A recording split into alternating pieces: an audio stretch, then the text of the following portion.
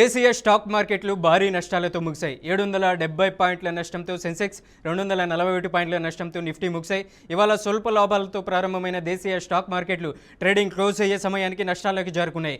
తంపూర్ bio organic limited, అలాగే ఆటోలోపస్ సెలాన్ energy limited, Antony waste handling cell limited, Everest Kanto cylinder limited, Baid finserv limited పలు కంపెనీలు టాప్ గెయినర్స్ జాబితాలో చేరాయి. ఇక Adani green energy limited, L E Travenues technology limited, Adani energy solutions limited, HG infra engineering limited, Adani enterprises limited వంటి సంస్థలు నష్టాలకు వెళ్ళినట్లు స్టాక్ మార్కెట్లు ప్రకటించాయి.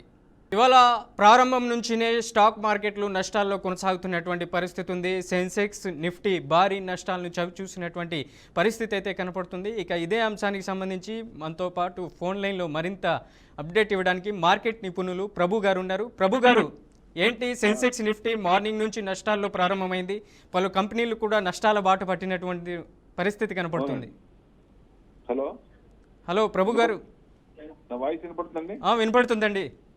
ఇప్పుడు అంటే కన్సిస్టెంట్ గా జనవరి ఎండింగ్ వచ్చాం. 26th holiday, 27th European trade deal ఉంది. వాళ్ళు 26th కి వాళ్ళు గెస్ట్ గా యూరోపియన్ వాళ్ళు వస్తున్నారు. సో 27th ట్రేడ్ డీల్ జరుగుతుందంటే ఆ రోజు సాయంత్రం మళ్ళీ ట్రంప్ మాట్లాడతారని న్యూస్ ఉంది. సో అంటే మార్కెట్ కొంచెం ఇబ్బంది పడే ఛాన్స్ ఉంది కదా వాళ్ళు, ఎందుకంటే mother of all trade deals అని అంటున్నారు వాళ్ళు. అంటే ఇది పెద్ద డీలు, ఇద్దరికి మంచిదని, యూరోపియన్ కను ఇండియాకి. సో అది దాని అనుగుణంగా ఆయన డెఫినెట్ గా ఏదో ఒకటి మళ్ళీ మాట్లాడతాడు ఆయన నెగిటివ్ గానే ట్రంప్ గారు. సో మెయిన్ అదొక ఇది ఉంది. ప్లస్ Q3 రిజల్ట్స్ వచ్చే వాటిల్లో పెద్ద నాట్ గుడ్ అని కూడా బ్యాడ్ అనుకో అనే పరిస్థితి వస్తా ఉంది. చిన్న చిన్నగా ఎక్స్పెక్ట్ చేసిన రేంజ్ కాకుండా మామూలుగానే నెగిటివ్ గా వస్తున్నాయి. మేజర్ 1-2 తప్ప. లారస్ లాబ్ వచ్చింది, లారస్ లాబ్ బ్రహ్మాండంగా వచ్చింది. సో క్రూడ్ రైజ్ అవుతుంది. మళ్ళీ క్రూడ్ కూడా 61, 62 నుంచి మళ్ళీ 64, 57 పైసలకు వెళ్ళిపోయింది. క్రూడ్ కొంచెం పెరిగితే మనకు కొంచెం ఇబ్బంది కదా. సో అది మెయిన్ ఆధారపడ్డం క్రూడ్ మీద కాబట్టి. జియో పొలిటికల్ కన్సర్న్స్ ఇంకా ఉన్నాయి. ఇప్పుడు వెనిజులా మీద ఆయన ప్రెసిడెంట్ ని, వైఫ్ అండ్ హస్బెండ్ ఇద్దరిని అరెస్ట్ చేశారు, మరి అబ్డక్ట్ చేశారు. ఇప్పుడు దాకా మళ్ళీ అసలు అక్కడ ఏం చేస్తారు, మళ్ళీ వాళ్ళు రిలీజ్ చేశారా లేకపోతే ఎట్లా పరిస్థితి ఒక కన్సర్న్ లేదు. వెనిజులా ఇది లేదు, మళ్ళీ ఇరాన్ మీద అటాక్ చేస్తా ఉన్నారు. ఇరాన్ మీద కొంచెం మళ్ళీ ఇష్యూ ఫ్లేర్ అప్ అయ్యే అవకాశాలు కనపడుతున్నాయి మార్నింగ్ నుంచి.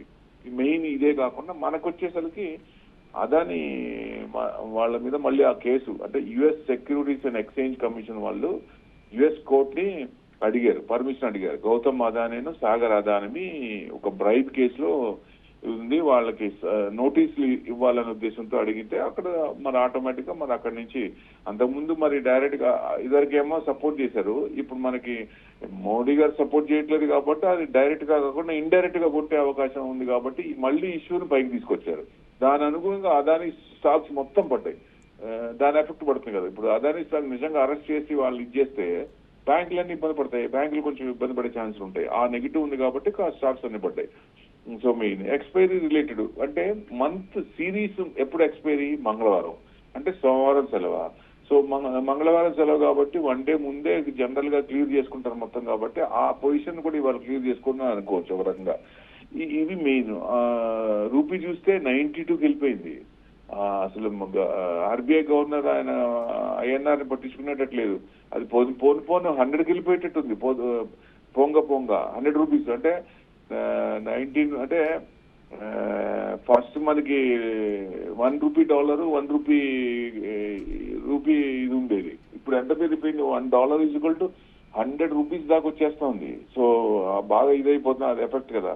సో అది ఎంతవరకు వెళ్తుంది? ఇవన్నీ ఉన్నాయి కాబట్టి గోల్డ్ అండ్ సిల్వర్ కూడా తగ్గుతున్నాయి. ఇవాళ చూస్తే గోల్డ్ అండ్ సిల్వర్ కూడా కొంచెం నెగిటివ్ లో వచ్చినాయి. అంటే పెరిగినాయి, కొంచెం తగ్గినాయి అనుకోండి.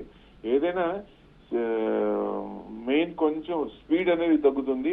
నెక్స్ట్ వీక్ నుంచి వాలటాలిటీ బాగుండొచ్చు.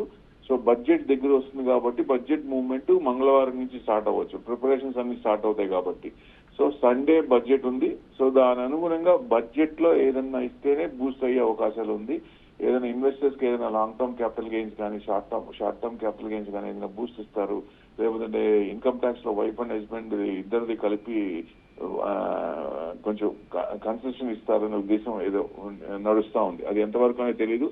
ఇన్వెస్టర్స్ కి ఏదైనా బూస్ట్ ఇస్తేనే ఈసారి మార్కెట్ నిలబడే ఛాన్స్ ఉంది. అది వాళ్ళు కనుక ఏమి ఇవ్వకపోతే సపోర్ట్ లెవెల్స్ కూడా బ్రేక్ అయ్యి ఇంకా కిందకు వచ్చే అవకాశాలు కనపడుతున్నాయి. సో అది మెయిన్. బడ్జెట్ ఇప్పుడు ట్రిగర్ పాయింట్ మార్కెట్ కి.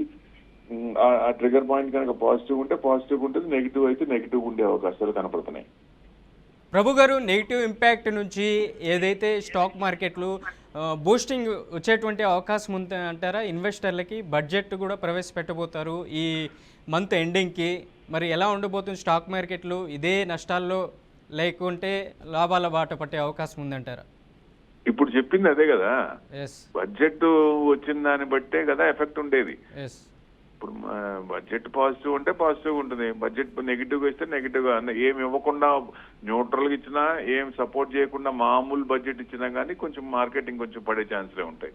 ప్లస్ దానికి అనుగుణం యాడ్ టు ద ఫ్యూయల్ లాగా ఇప్పుడు ట్రంప్ డాన్స్లు ఎక్కువైపోతే మరి దాని ఇంకా కొంచెం నెగిటివ్ ఉంటుంది కాబట్టి నెగిటివ్ సైడే ఉండొచ్చు. ఏదైనా మారుతుందా లేదా అంటే 1-2 months ఇంకా కన్సాలిడేషన్ మోడ్ లోనే, డౌన్ సైడ్ కన్సాలిడేషన్ ఉండొచ్చు. ఏదైనా మార్కెట్ పెరగాలంటే ఇవన్నీ పాజిటివ్ వస్తూ ఏప్రిల్ నుంచి మార్కెట్ పెరగచ్చు అనే ఛాన్స్ ఇప్పుడు దాకా గట్టిగా ఉండే, అది కొంచెం సన్నగిల్లుతా ఉంది ఇవన్నీ బట్టి. సో బడ్జెట్ లో అనేది మెయిన్ ఇప్పుడు ట్రిగర్ పాయింట్. ఆ బడ్జెట్ చూస్తే గానీ మనకు కొంచెం డైరెక్షన్ తెలియదు.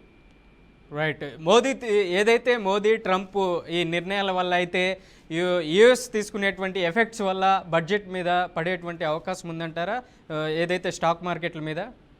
ఉంటాయి మరి. వాళ్ళు ట్యాక్స్లు అంటే ఇప్పుడు కోర్టు డిసిషన్ కూడా ఉంది ఇది టారిఫ్ల మీద. అది ఎప్పుడోసారి రావచ్చు, నెక్స్ట్ వీక్ లో రావచ్చు. ఆల్ ఆఫ్ ఏ సడన్ తెర మీదకి వస్తుంది. అది వచ్చినప్పుడు ఆ ట్యాక్స్ ట్రంప్ అగెయినెస్ట్ వస్తే ఓకే, మనకి ఫర్గానే ఉంటుంది. ట్రంప్ ఫర్గ్ వస్తే అప్పుడు నేను 500% ట్యాక్స్ కాదు 5,000 ట్యాక్స్ అంటాడు ఆయన నా ఇష్టం అంటాడు. మైట్ ఈజ్ రైట్ అంటున్నాడు ఆయన. నా బలం ఉంది, నాదే వేదం, నేను చెప్పిందే వేదం అంటున్నాడు. మరి అలాంటి మైటీ ఎంతమందిని చూట్ల అంత వరల్డ్ మొత్తంలో.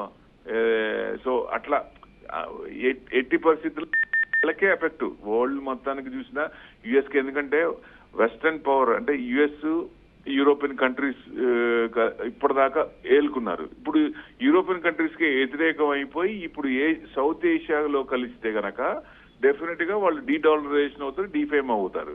సో సింగిల్ అయిపోద్ది యుఎస్ అనేది. So European, China, Russia, India ఇవన్నీ కలిసినాయి అనుకోండి, బ్రిక్స్ మంచి స్ట్రాంగ్ అయిపోద్ది. సో డెఫినెట్ గా అప్పుడు ఆయన పట్టించుకునే ఛాన్సే ఉండదు. డాలర్ తో కన్వర్షన్ ట్యాక్స్ కూడా కట్టే అవకాశాలు ఉండవు, డైరెక్ట్ ట్రేడ్ ఉంటాయి కాబట్టి. ఈ భయాలు ఆయనలో ఉన్నాయి కాబట్టి ఇలా ట్యాక్స్లు వేసి భయభ్రాంతులు చేస్తాడు ఆయన.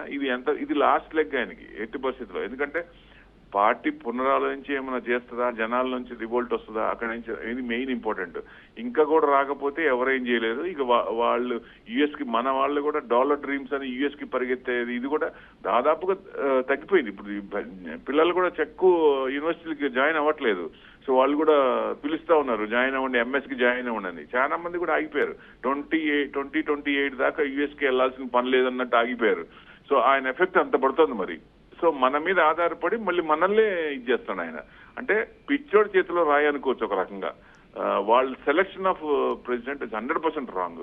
సో అది ఎంతవరకు ఉంటుంది అనేది మనకి, ఎంతవరకు వాళ్ళు భరిస్తారు, ఎంతవరకు వాళ్ళకి ఓపిక ఉందనేది దేవుడికి తెలియాలి. సో ఫైనల్ గా మనకైతే బడ్జెట్ ట్రిగర్ పాయింట్. బడ్జెట్ లో మన గవర్నమెంట్ మనకి బూస్ట్ ఇస్తుందా లేదా, ఇవ్వకపోతే కొంచెం నెగిటివ్ వచ్చే అవకాశాలే కనపడుతున్నాయి. ఇస్తుంది అనుకోండి మంచి యూటర్న్ తిరిగిన ఛాన్స్ ఉంటుంది.